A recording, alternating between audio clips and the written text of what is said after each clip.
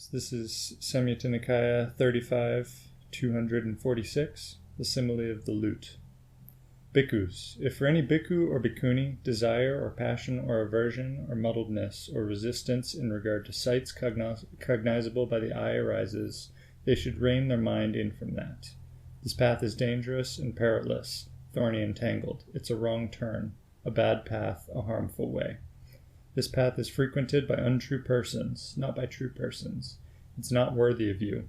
Therefore, they should rein in the mind from those sights cognizable by the eye. If for any bhikkhu or bhikkhuni desire or passion or aversion or muddledness or resistance in regard to sounds cognizable by the ear, smells cognizable by the nose, tastes cognizable by the tongue, touches cognizable by the body, phenomena cognizable by the mental faculty arises, they should rein their mind in from that. This path is dangerous and perilous, thorny and tangled. It's a wrong turn, a bad path, a harmful way. This path is frequented by untrue persons, not by true persons. It's not worthy of you. Therefore, they should rein in the mind from those phenomena cognizable by the mind. Suppose the crops have ripened, but the caretaker is negligent. If an ox fond of crops invades the crops, they'd indulge themselves as much as they like. In the same way, an unlearned ordinary person, failing to exercise restraint in regard to the 6 fields of pressure, indulges themselves as much as they like, and falls into carelessness in regard to the 5 strands of sensuality. Suppose the crops have ripened, and the caretaker is diligent. If an ox fond of crops invades the crops, the caretaker would grab them firmly by the muzzle. They'd grab them above the hump and hold them fast there. Then they'd give them a good thrashing before driving them away.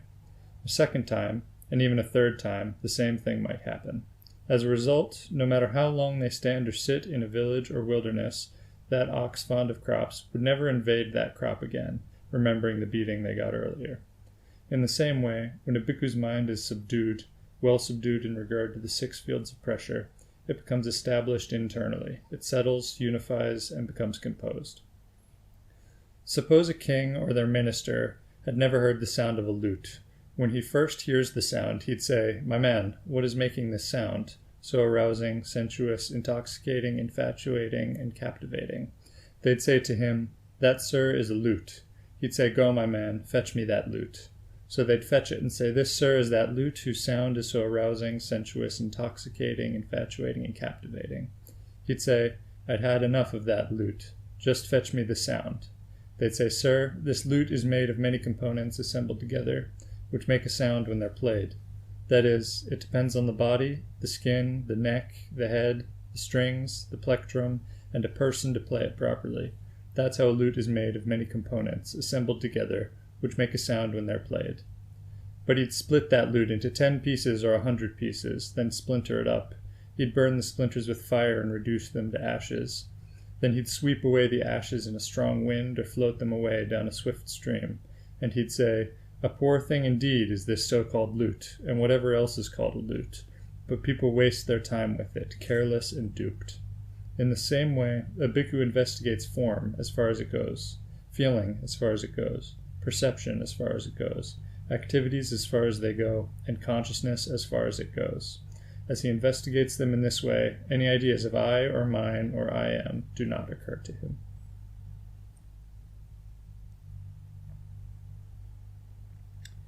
So, this is a prime example of a practice of Samatha first and Vipassana later, colloquially speaking, because it's often there's a prevalent notion that Samatha and Vipassana are 2 separate things or 2 separate techniques, let's say, 2 separate types of meditation, and so the suttas don't really support that idea, but to the extent that you could argue that there is such a difference, it's exemplified by this sort of practice where somebody's concerned with directly abandoning, as it says there, passion, aversion, muddledness, resistance, desire, essentially the 5 hindrances in relation to the 6 senses. And that's the samatha aspect, calming down defilements. And then once the mind is calm, as it says there, you're then in a position to investigate more fundamental aspects of your experience, like the five aggregates.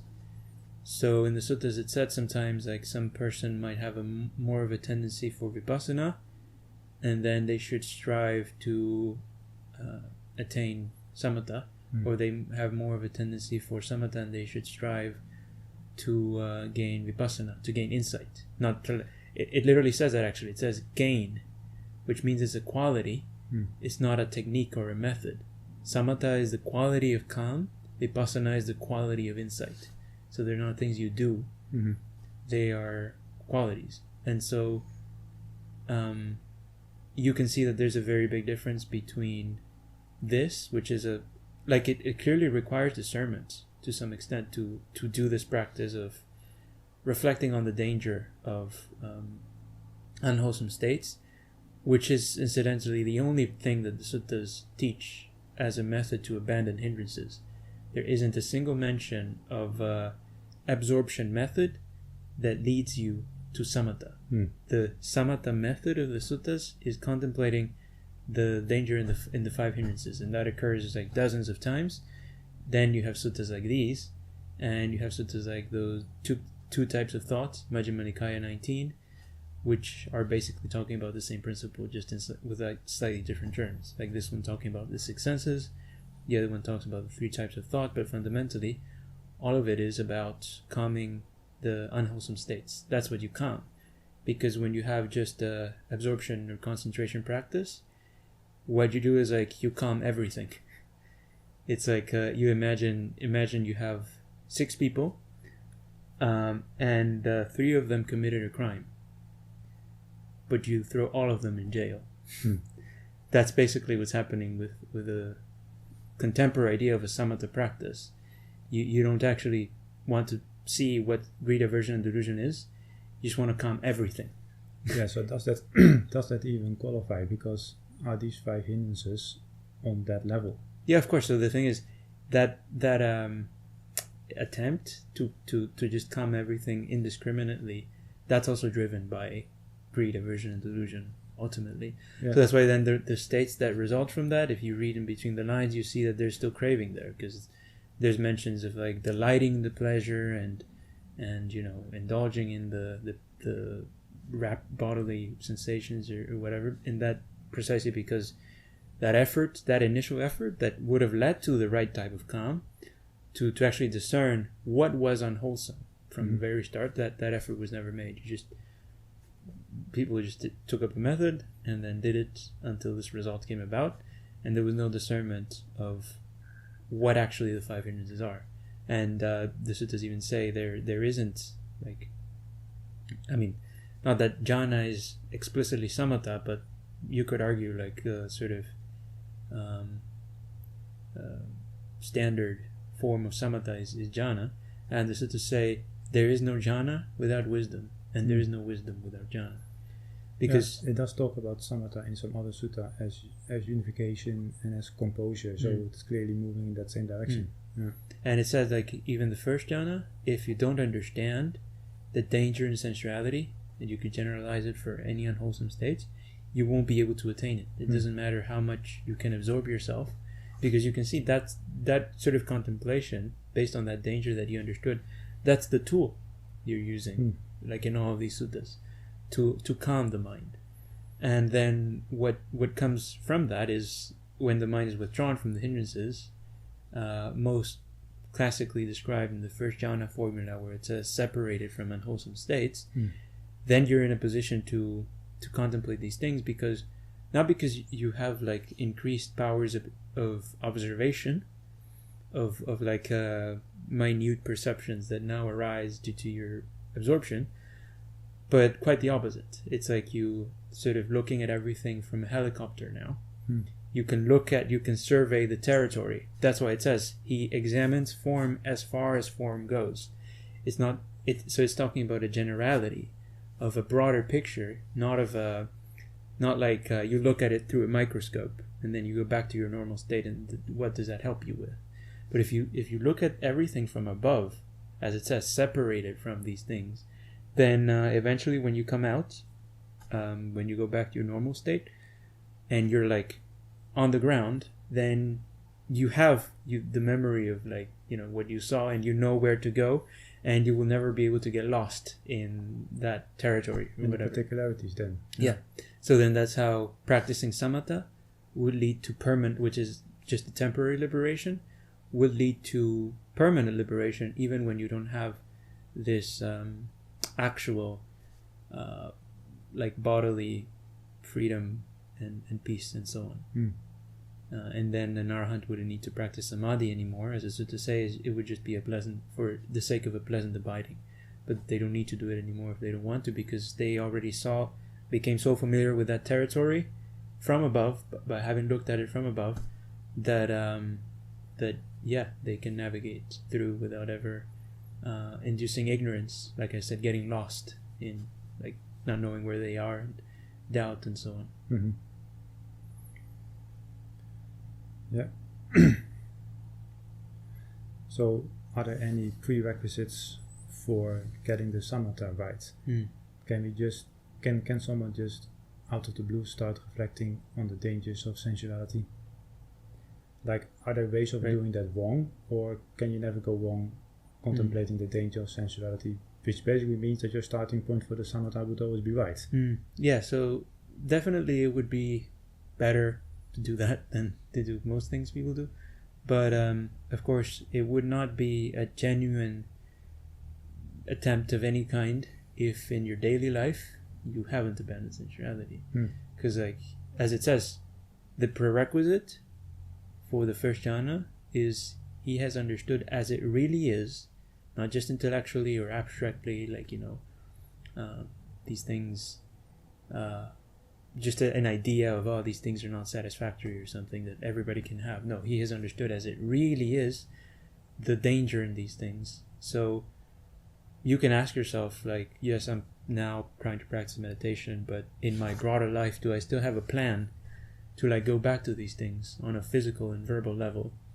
If the answer is yes, then you can be quite clear that you don't see really that danger, because you would never want to go back to something that's dangerous to yourself. So if you still want to go back, is because, yeah, you might have an abstract idea of the danger, but you haven't seen it in that concrete sense that would induce that disenchantment that the suttas talk about, where like somebody tries to throw you into this charcoal pit and you just refuse. You would not consent to that. So, and of course another thing is that Samatha Vipassana is basically the cultivation of the 7 factors of enlightenment, and or of awakening, and it's said in the suttas that these factors are acquired with the right view. Yes, it's not that's I think Samyutta Nikaya 4630 or something, or 4730. No, it's 46. The Bojjhanga Samyutta there. Yeah, with Venerable Dai. Yeah, it says he was contemplating it says like the turning around of the 5 aggregates, and then he finally acquired the 7 factors of enlightenment, meaning he, like, with the right view, together with the right view. Yeah, so that is actually not so frequently talked about, but just as one gains stream entry or acquires the Noble Eightfold Path, these 7 factors of enlightenment or 7 factors of awakening, they are exactly on that same level. Yeah. So it's just it's fully synonymous, 7 factors of enlightenment with the Noble Eightfold Path. Yeah. And then the Buddha in that Sutta Vittudāyi also confirms that. Like he says, yes, these are indeed these factors that you have now acquired, and if you then develop them, they will lead to full, complete abandonment of greed, hatred, and delusion. Yeah. Yeah. So it's because, I mean, the first one is mindfulness, or sati, recollection. So as the suttas say, there cannot be right recollection without right view, because that's what you recollect. You recollect your understanding of what craving is, and based on that, you discern that craving in the experience, Dhammavicaya.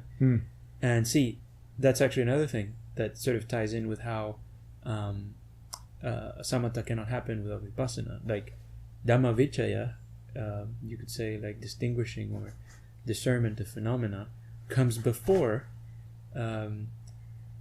joy and tranquility and samadhi and everything else. Because if you cannot distinguish in the broadest terms, like what the problem actually is in this experience, then you will be calming down the wrong thing. Like I said before, you basically calming down like your sense objects.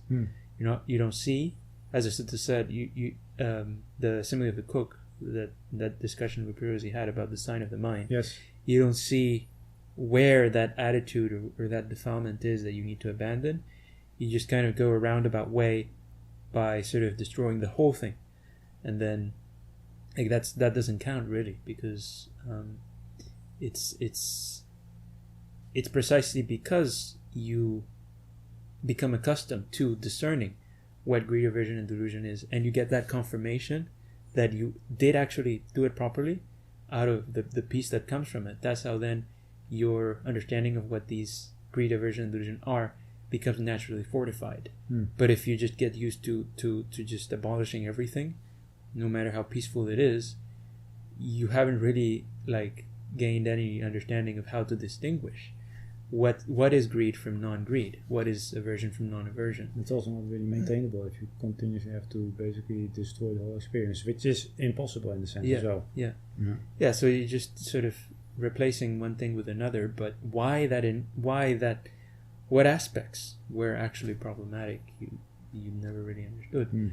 And that's why, and regarding the Vipassana component, it's said there that it's examining like it gives the simile of the lute, which is, it doesn't mean that you see some reality that's hidden.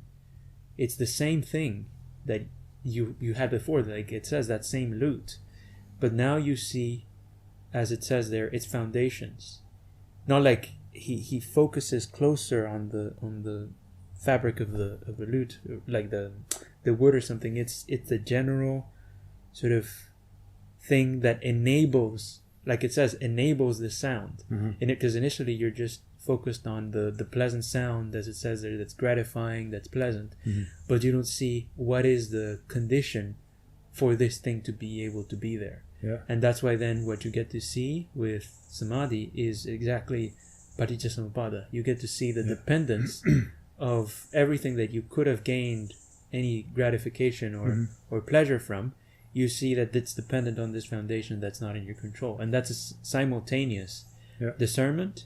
It's not like a sequence that like so fast that you need to catch it with this increased observation, because how do you know that there isn't an even faster sequence that you're not seeing? That's endless. So but this is like, no, you just see the whole thing in its entirety, and then anything that you see, anything that could possibly arouse desire is within this. Like this is the extent. As far as it goes, this is what form is. As far as it goes, this is what feeling is. So it doesn't leave anything out. Exactly. That the contemplation is done properly. I remember also the sutta in the Anguttara Book of the Force, where it says if somebody has samatha but he doesn't gain the vipassana, he should find someone who can show him what is now vipassana, and then he should ask that monk, and then it talks specifically about the conditionality of a vision phenomena. How to examine sankharas, it says. Yes. So the vipassana there is, as you just mentioned, entirely bound up with seeing dependent origination, which equals basically having the right view. And I think it says somewhere else as well, like samatha and vipassana pertain to true knowledge, right? So this is something that one should aim at establishing in one's experience. So we're basically saying that, to become a noble disciple is to gain the foundation for doing both the samatha and the vipassana rightly. If that right view is not there, then that's not quite the calm that the suttas talk about when they talk about samatha, right? And definitely, if you did gain like a significant degree of samatha, like let's say the first jhana, but you don't have the right view, that's a red flag right there, because like as the sutta say, even a sotapanna would hardly have reached that point yet. So that's like you have an even clearer, less defiled mind than a sotapanna. Like the Buddha said, it's like a puddle that has fish in it, but then it's muddled, so you don't see actually what's inside. So like yours is clearer than a Sotapanna's mind, but you don't see the fish clearly. You don't see the Four Noble Truths. You should really reconsider whether that's actually the right samatha.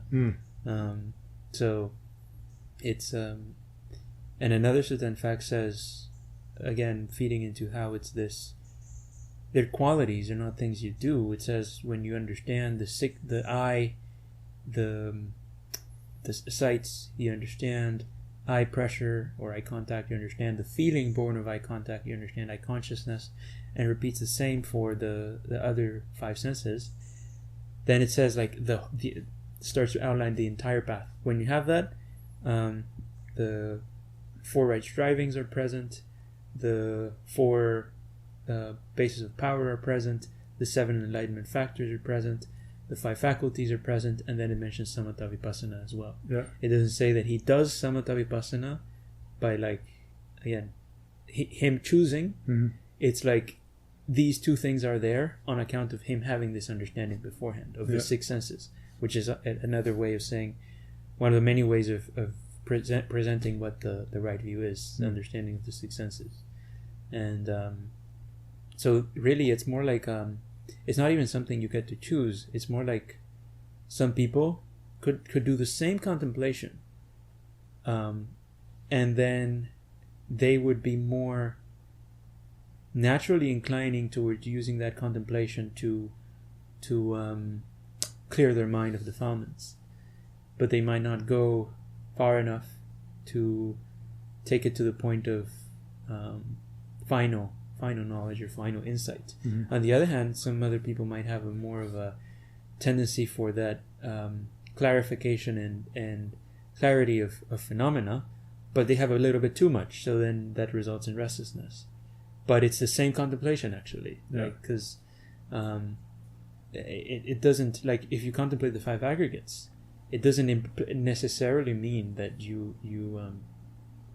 going to be doing vipassana. You could do that also as a way of calming down the mind. You just contemplate, well, look, I'm having these desires, I'm having these pressures here. Is this form actually mine? This form that I'm craving for? Or is this feeling that I'm resisting, is it actually mine? Like, did I ask this thing to arise? And you contemplate any of the five aggregates, but you only take it to the point where the hindrances calm down, and you don't take it further. So that's a person who, on account of what people would generally think is vipassana, is inclining more towards samatha, because it's not even something like you would be aware of yourself necessarily, unless somebody else tells you or something like that. It's just a natural inclination that each person would have on account of doing the same practice of contemplation and mindfulness, which is the thing that binds everything together. Yeah. But now in that sutta that we started out with, it says that by seeing the danger in greed, delusion, muddledness, and so on, the mind calms down, which is the samatha aspect. Perhaps you can explore this a bit more now, because ordinarily one would assume thinking about something which is dangerous would make one restless, anxious, maybe stir up the mind, and so there can be a natural tendency to not think about that which is dangerous because you want to gain calm. Now the Buddha comes along and says the mind calms down precisely when you contemplate the danger in those things. So perhaps it's worthwhile understanding why that is so. Yeah, I mean, there's endless suttas about it, how that's what leads to it. So so how would you go about, because it can sound to most people like it's just a sort of abstract philosophical mantra, like, oh, this is dangerous, and clearly that won't do much. So what is it that how is it that you contemplate the danger, let's say?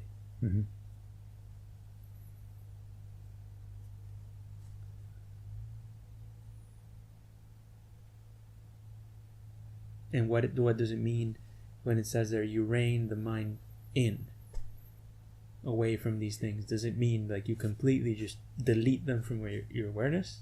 Or is there something more to that?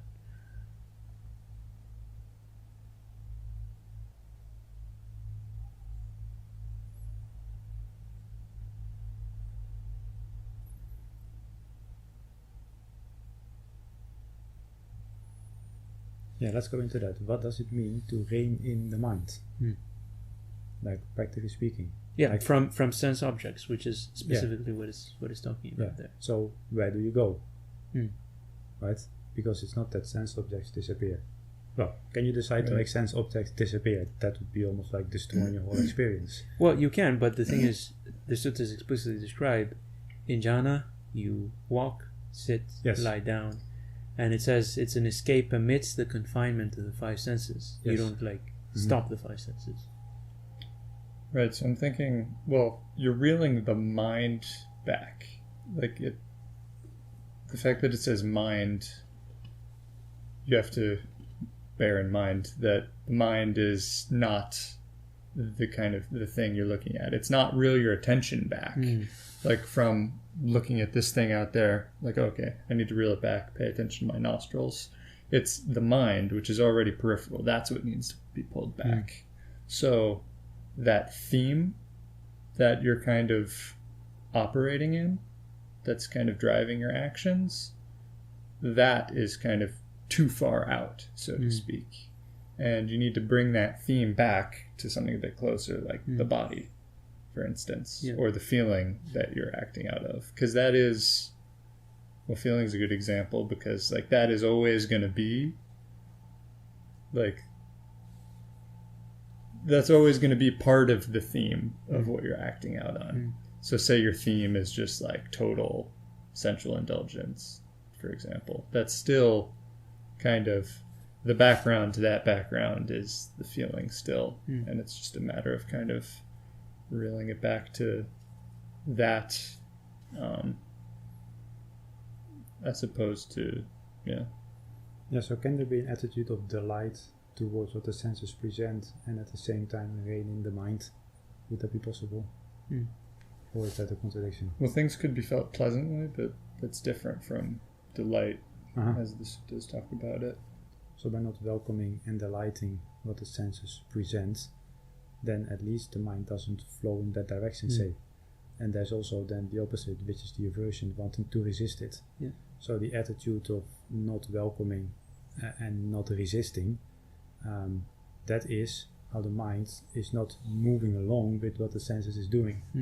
Which seems to me, which is the reining in. It doesn't need to go that much further. Because otherwise you would be, if you go further than that, you would be again sort of reacting to what the senses do, right? You go too far, so that's the Buddha said, you neither push forward nor do you stand still. So but then, so what is it that's dangerous? Is it the sense objects? Yeah, that's always good to emphasize. Where is the actual danger here?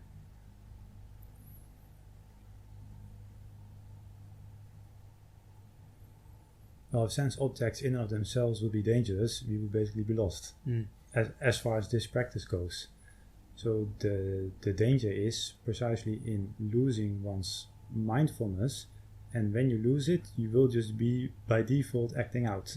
That's the danger. But when that mindfulness is right, which is not a mechanical technique, but which is precisely the recollection of the danger. That's the mindfulness, which will prevent you from acting out. If you see a poisonous snake in the room, you're not just gonna play around with it because you put your life at risk.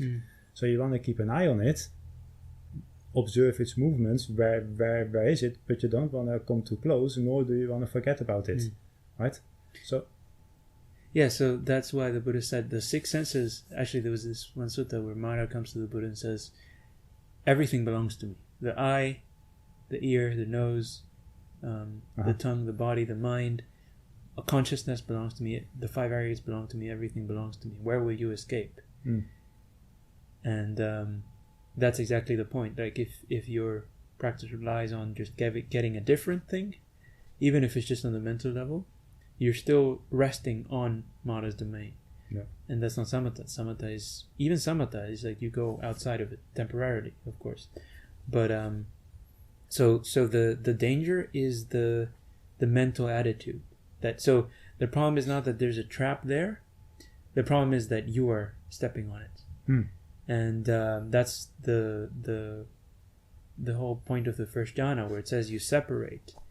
you basically separate from the baits or separate from the traps. Not that they're not there, but you don't bite them anymore. And that's why it says the five senses are still there, but there is freedom within that. There's freedom within that which used to be a trap. And then further development of samatha is not like in the direction of, okay, now I absorb myself. It's the same contemplation of danger as it is to say, once you've steady in the first jhana, you reflect on the affliction in the same way you reflect on the affliction of the five hindrances and sensuality. You reflect on the affliction of the first jhana, which is now obviously not unwholesome, but it's just like less pleasant than not even having that there, like the thinking and pondering. Yeah, so you might see something beyond the first jhana, for example, which would be the second jhana. Yeah. So then you wouldn't even need to predetermine or know anything about what the second jhana is.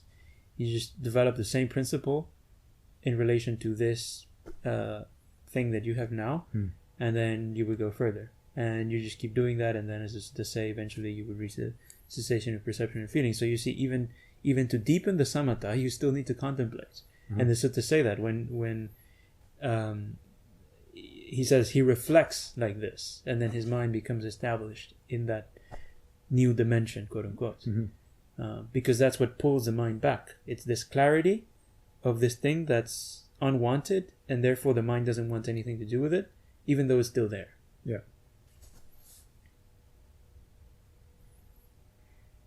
And in another sutta, I already mentioned the one that says walking, sitting, standing during jhana, but then there's another one that says if a monk is his mindfulness is imperturbable, his effort is unwavering, his body is calm, his mind is composed, while walking, he is said to be diligent, ardent, and resolute.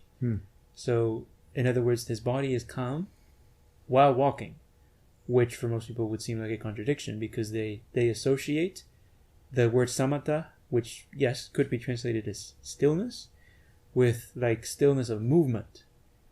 But stillness of movement is not the same as calmness of mind. Exactly. Or like freedom from defilements, which is what matters, because I think I might have mentioned that before. Like a sniper is very still when he's about to shoot someone, but that doesn't mean but on the level of defilements he's not actually still. So you cannot equate just lack of movement with wholesomeness.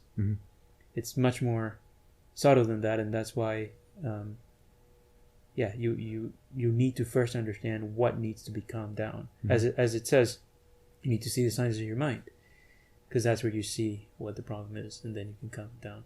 Yeah.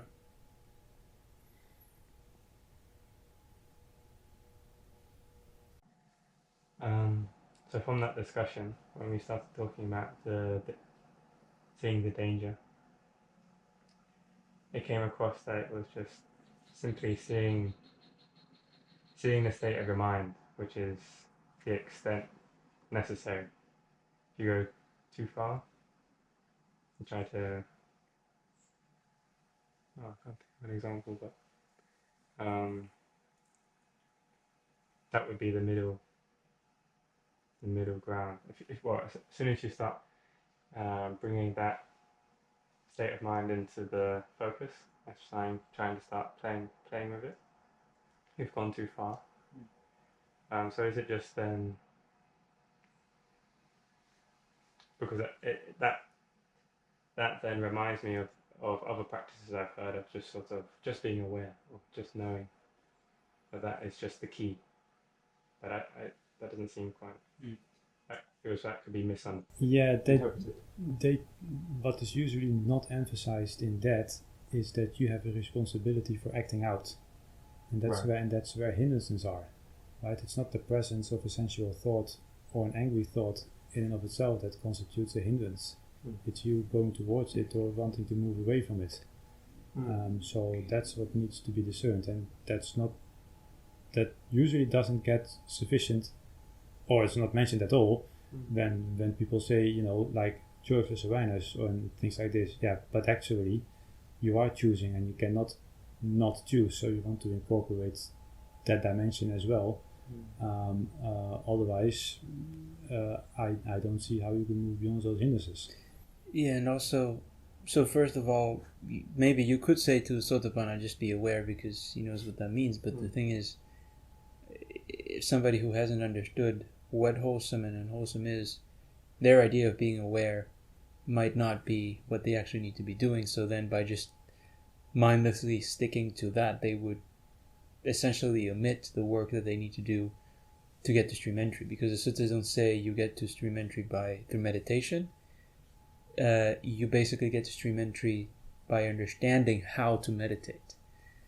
That's when the path begins. Like, you gain the 7 enlightenment factors. So it's more like, to some extent you will have some, your recognition of these mental states will be improving if you're practicing the prerequisites of sense restraint, virtue, and these things, and reflecting honestly with the recognition that you still don't see the full extent of it.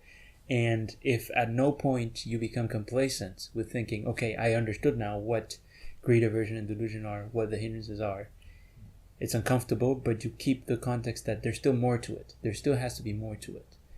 Then at some point, you will see the full extent of what unwholesome things are, and that's the right view. And as you said, making it into the foreground when you're trying to discern the mental state, the thing is, the mental state can never be the foreground. So when we're talking about it theoretically, it sounds obvious, like, sure, there's the mental state and then there's a sense object. But practically speaking, there will always be a tendency to confuse the two. Like, you think that the way the sense object feels is the attitude of the mind towards it. And there's a line between those two, like, because as the suttas say, you don't actually, it talks about the 5 senses in the first jhana, and it says, amidst things, sights cognizable by the eye, sounds cognizable by the ear, and so on, that are likable, agreeable, pleasant, provocative of lust, there is an escape in the midst of those things, an opening amidst that confinement. So it's not even that you change the way that sense objects feel. Other suttas would say it's like you're dispassionate amidst that which incites passion. So you have to then realize that that mental state is really what needs to be. The work isn't being able to draw that line between that which has arisen on its own, which is the sense object, including the way it feels, because that also belongs to Mara, as the suttas say, and then what you're doing in regard to it.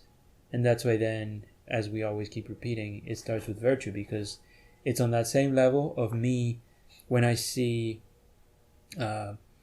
something that I want to steal with my hand, and I do it.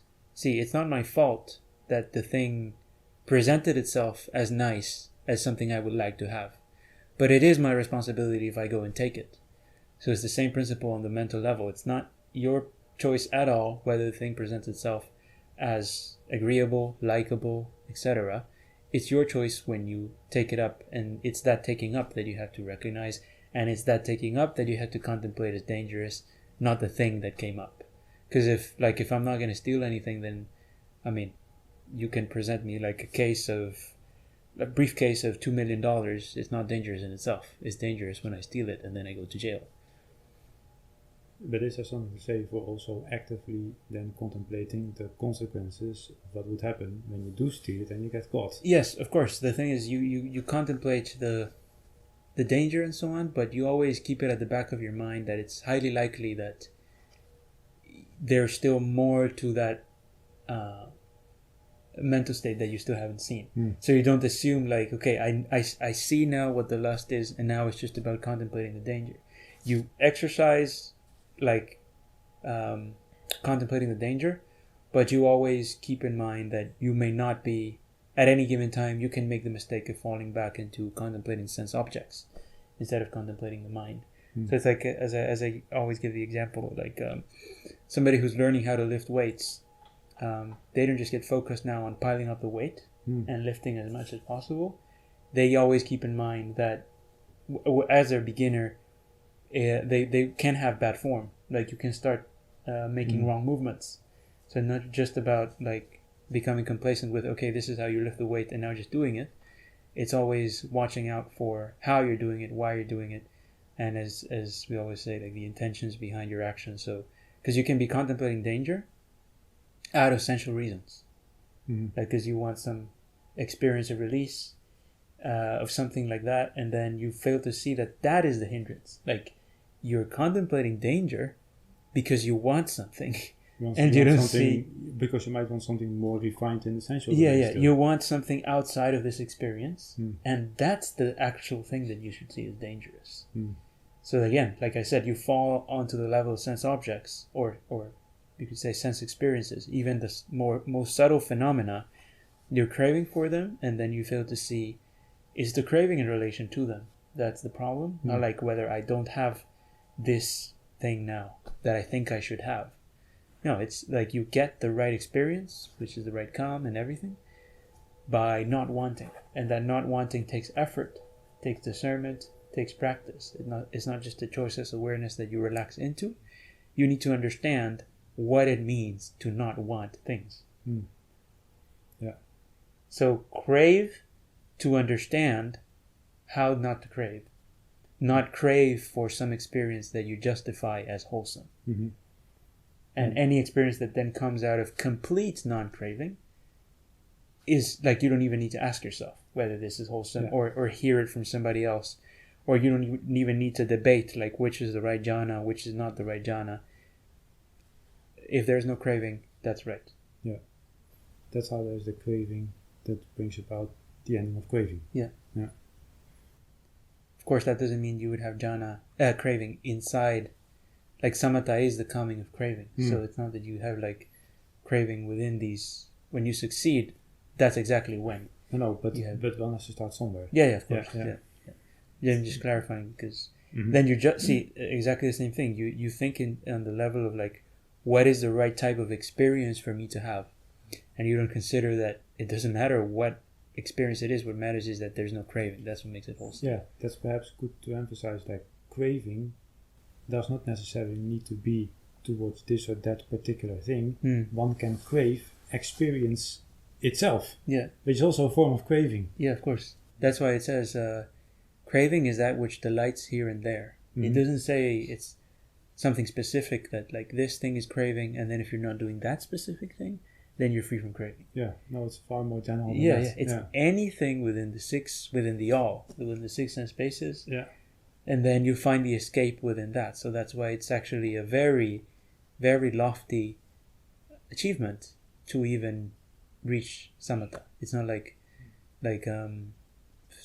everybody in the Buddha's time was already doing that, and it's just like any within 5 days you get it or something. No. Yeah, or you do it. Yeah, well, exactly. You do a 5-day meditation retreat, and from day one, people instruct you in samatha vipassana. Yeah, that's actually seriously misleading. Yeah.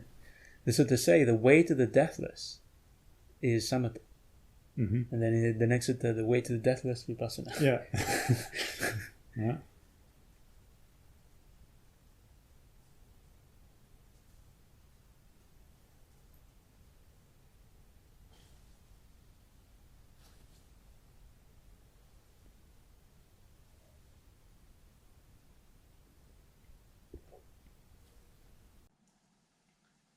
So you could crave for understanding, if that's synonymous with the ending of craving. Yeah, if you keep in mind that, like, see the issue with this idea of craving, or the end of craving, is that you shouldn't confuse.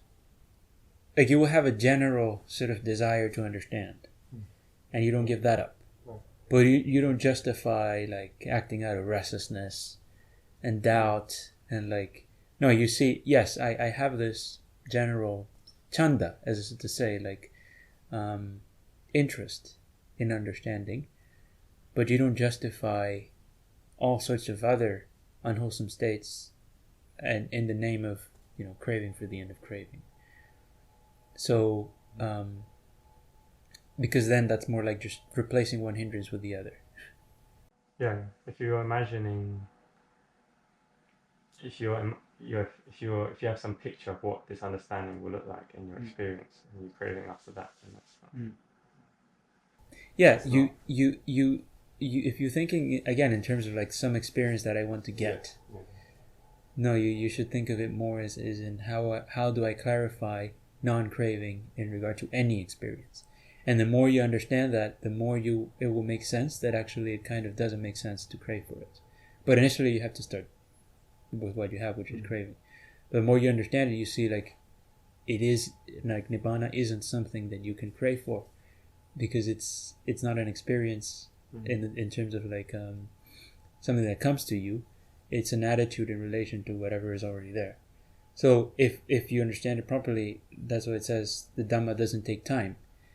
If you're thinking in terms of like, oh, this thing I will get later, sure, you start with that, but eventually you realize like, no, if I had understood this principle from day one, there wouldn't have been anything stopping me from understanding what Nibbana is. It would then just be a question of having a sufficiently strong mind to not fall away from that, basically. Yeah, it's just that basically nobody really starts with that kind of strong mind, so that's why it takes time. Yeah. But the principle in itself is timeless. Yes. Yeah, that's it. Yeah. That's why then you would have people who would achieve arahantship in one night, others in 2 days, others in 7 days, others up to 7 years, because it's just the same principle, but that is timeless. But it's just a matter of like how long it takes for the mind to become settled in it so that it doesn't fall away. Yeah. But it's not that they were like building up this nibbana energy or something. No. It's just like understanding it so that you don't fall away from it, even in the most adverse circumstances. Yeah, the most pressuring, challenging circumstances. That clarity of that deathlessness, not a mystical state, but the understanding of the absence of craving, that doesn't get perturbed.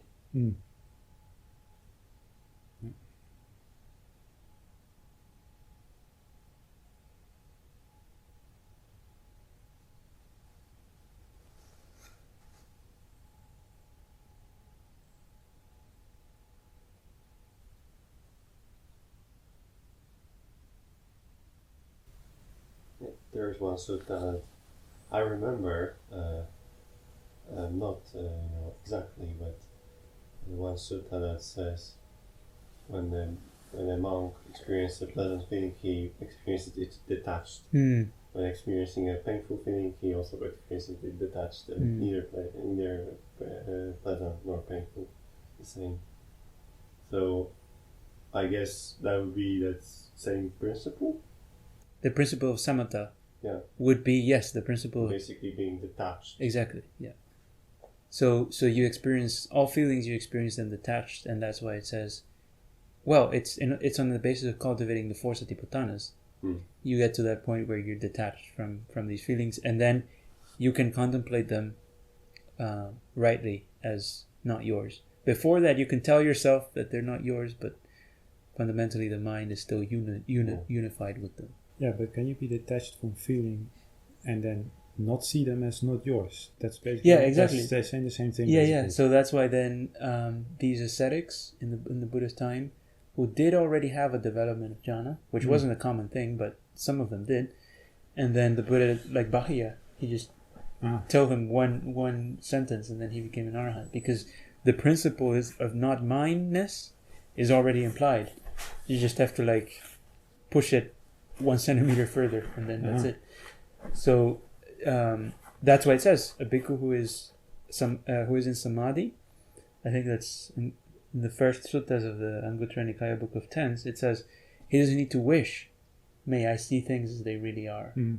Like sometimes the commentaries would describe that in order to gain insight from your samatha, you need to like come out of the states and then like the super methodical sort of process to it, as if you do have to be wishing for the insight to arise. But the suttas say no, whether you wish for it or not, a mind who is composed sees things as they really are, because it's detached. As I said, like seeing things from that higher view, like you're in a helicopter, you don't need to be trying to, make a connection between that which you're seeing up there and that's what you're seeing down there. The connection is obvious. Yeah. Uh-huh. And then also because you wouldn't have reached that state of samatha by accident. Like you would have gotten there always from the starting position and having made effort to build up that clarity of these unwholesome states. So the connection between that which you had before and that which you've now developed, how you got to it, why it's beneficial, all that clarity would be there. Yeah. So again, there cannot be it cannot happen without understanding. It's like you cannot accidentally do something hundreds of times if you didn't know that it was beneficial. Yeah, because and especially because it doesn't give you like an immediate result.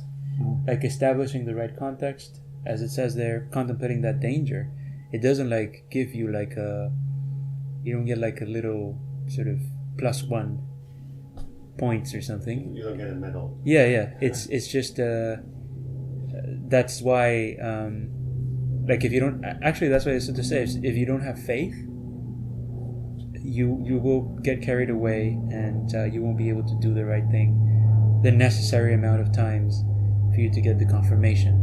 Your reasoning, which is affected with ignorance and so on, will take you astray at some point.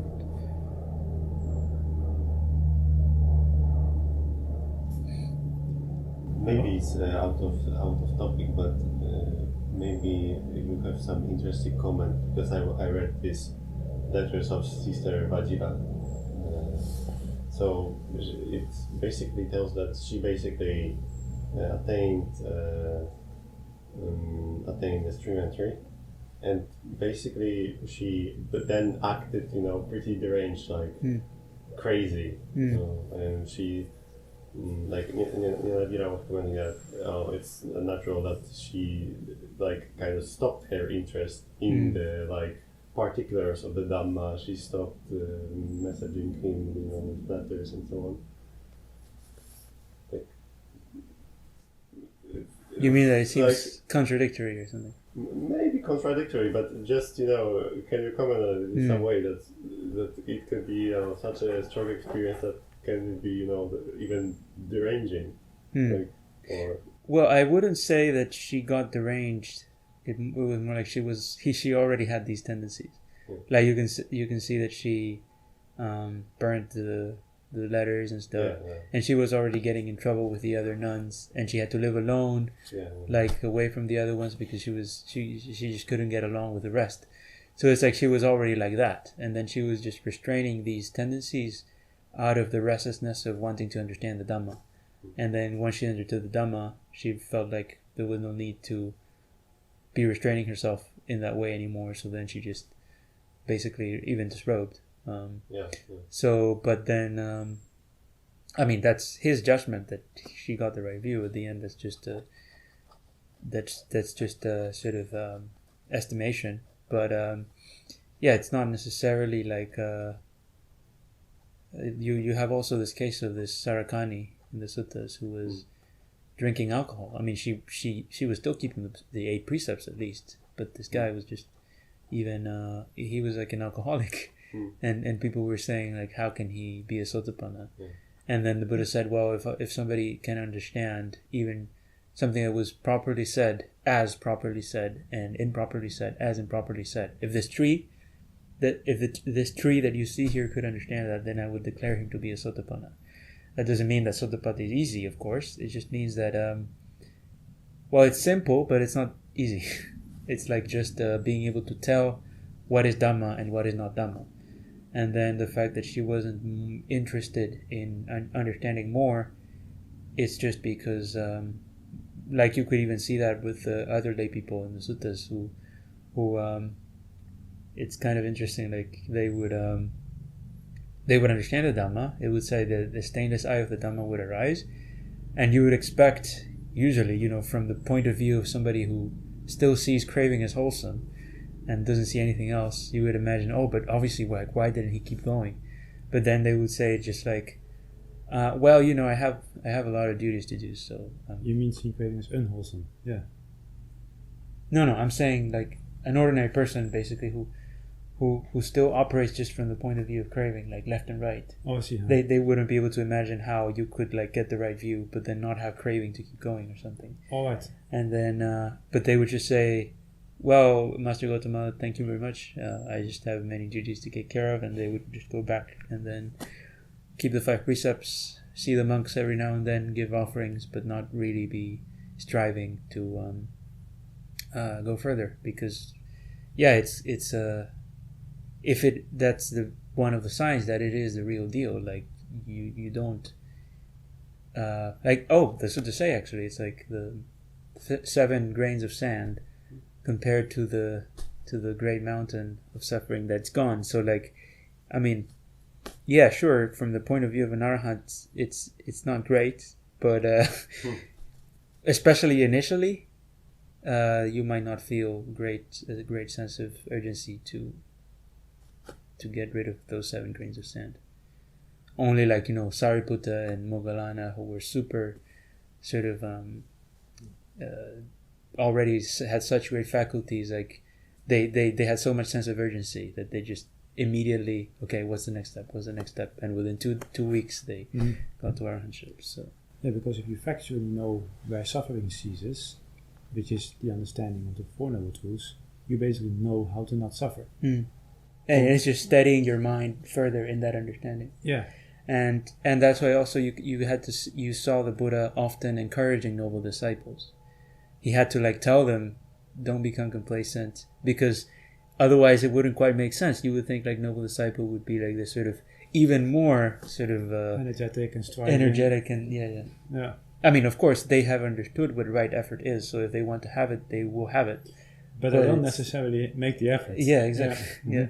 Even monks, like it would Ananda himself, he was just distracting himself with in that case where they were in the Katina and they were just a wholesome activity. He just camping together, preparing the robe for the Buddha's robe for the Katina, and then the Buddha said like don't be negligent, devote yourself to the practice. So yeah, I think there are other suttas, and I think more than one. There are a couple of suttas that say these monks, get satisfied with inferior discernments, inferior distinctions, and they just stop doing anything. Yeah. Because they got this distinction, they are satisfied. Yeah. Yeah, from the point of view of understanding craving, everything else has to be secondary, because everything else will be just an engagement with some sense object. So even if it's like thinking about Dhamma, well, that can be affected with craving. So even that you wouldn't think of as a necessary. You just see directly craving, presence of craving and absence of craving, and then everything else you see it as. See, beforehand it would have been more like, I do these things that I think will result in freedom from craving. But then the order flips. You see the freedom from craving directly, and everything you do is secondary to that understanding to now foster it and improve it. So you don't like hope that these things will lead to freedom from craving anymore. Like Dhutanga practices, like ascetic practices, you take them with this kind of superstitious view that I will do this and then it will result in wholesome states. For a noble disciple, it's the other way around. He has the wholesome states and he sees how these things can help that further.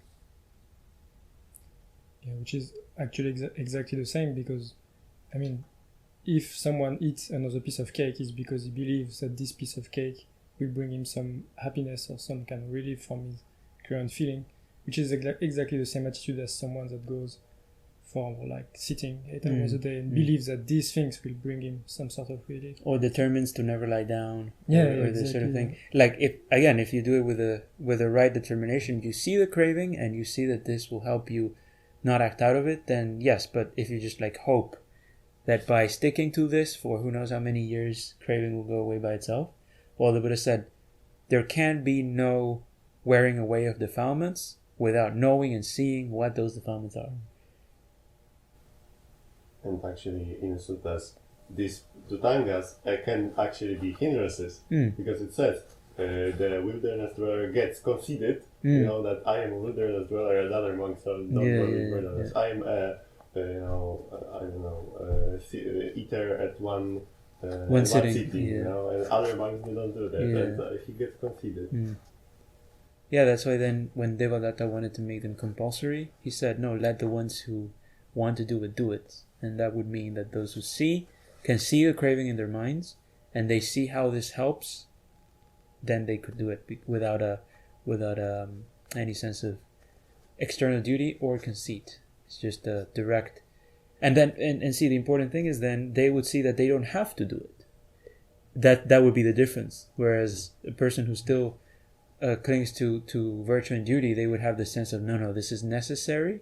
And then if like for some reason they cannot do it because of some external circumstance, they would feel like agitated and upset, which you can see even sometimes like when monks, I don't know, get sick and then they need to go to the city or something, and then they have like this almost like sense of exasperation because they cannot fulfill the duty that they must be always in the forest eating rough food and that sort of thing. So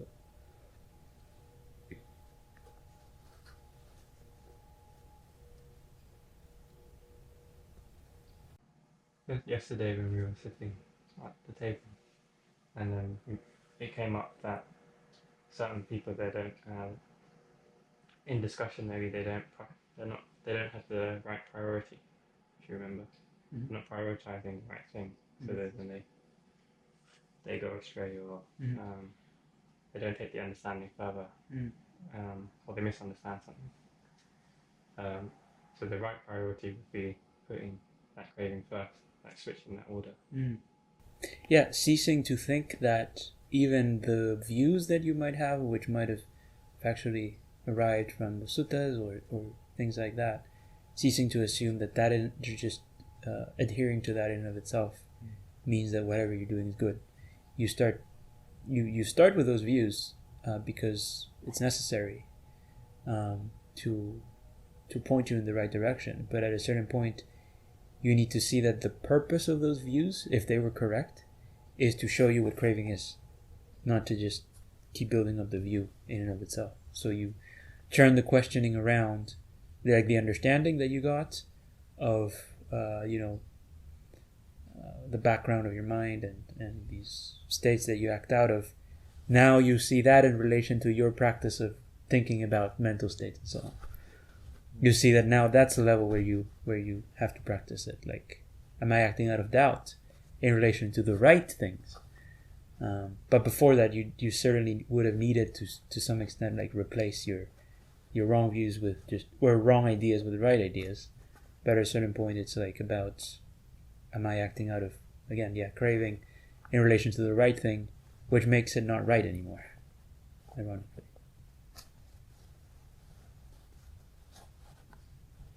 And the most important thing to prioritize would be that sense of always remembering that there's nothing that you can take for granted or rest on as already right before the right view. Like, you cannot assume anything. You cannot leave any stone unturned.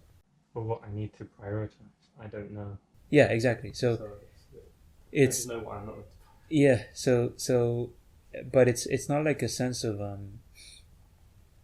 initially it feels like sort of agonizing or that it's some sort of extreme view that's just like as a safety mechanism just to be extra sure. But no, it is that is what sense of urgency really is. It's when you recognize how deep ignorance really goes and that you cannot rely on any of the preconceived notions that you have, and you have to be willing to throw everything out.